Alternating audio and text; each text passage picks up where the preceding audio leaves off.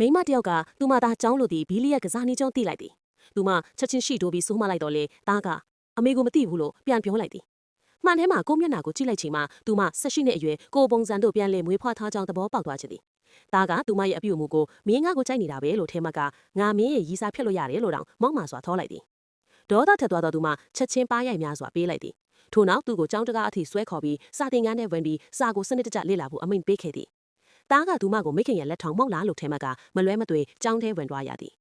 သူမကြောင်းကထွက်လာပြီးပထမဆုံးလုပ်သည့်အရာမှာကုမ္ပဏီကိုရောင်းချကငွေအားလုံးနဲ့အိမ်ပြားဝယ်ယူလိုက်ခြင်းဖြစ်သည်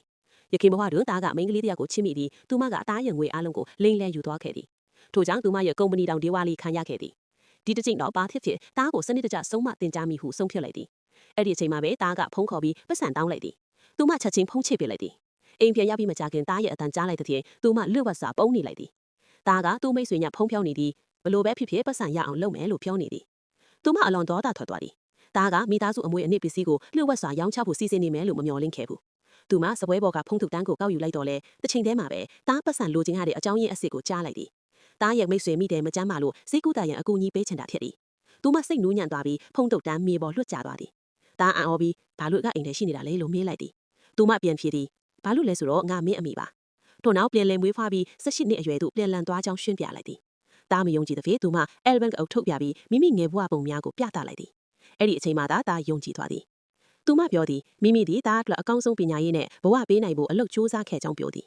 ဒါပေမဲ့သားကအဖေမရှိကိုចောင်းသားတွေစိတ်ညစ်အောင်ပြောကြတယ်အမေကတခါမှငါ့ကိုစိတ်မဝင်စားဘူးလို့ပြန်ပြောလိုက်သည်ထိုစကားပြောပြီးသူចောင်းပြန်သွားမိဟုဝမ်းနည်းစွာဆိုသည်သူကိုရက်တန့်စေပြီးကော်ပတ်အောက်ကတက်ဆန်တစည်းထုတ်ကမိတ်ဆွေမိခင်စေကူတာရန်အသုံးပြုစေလိုက်သည်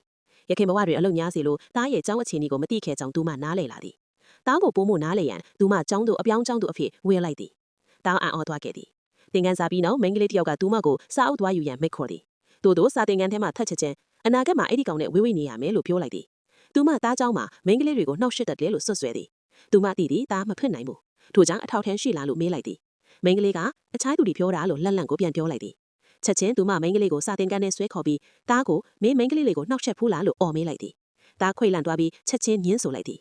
မိန်းကလေးမထင်မှတ်ခဲ့ဘူးသူမလူရှိမှဒီလိုမေးမယ်လို့ဆွဲခေါ်ထောက်ခံကြိုးစားတော့လေသူမကကော်လာဟလစတင်တဲ့သူကိုပြလို့တောင်းဆိုသည်ကျောင်းသားတွေတယောက်နဲ့တယောက်ပြောဆိုကြပြီးစစ်ဆေးကြသည်နောက်ဆုံးမှာကော်လာဟလစတင်တဲ့သူကမိန်းကလေးကိုယ်တိုင်ဖြစ်ကြောင်းသိလိုက်ကြသည်သူမအရှက်ရသွားပြီးဝမ်းနဲ့စွာပြေးထွက်သွားသည်သူမထင်ခဲ့သည်အမှုပြီးဆုံးသွားပြီလို့ဒါပေမဲ့ချက်ချင်းတတိရလိုက်သည်ဒီမိန်းကလေးကရခင်ဘဝမှာသားကိုလိမ်လည်ခဲ့တဲ့သူပဲဖြစ်ကြောင်းသူမချက်ချင်းသားကိုတတိပေးလိုက်သည်အဲ့ဒီမိန်းကလေးနဲ့ဝေးဝေးနေ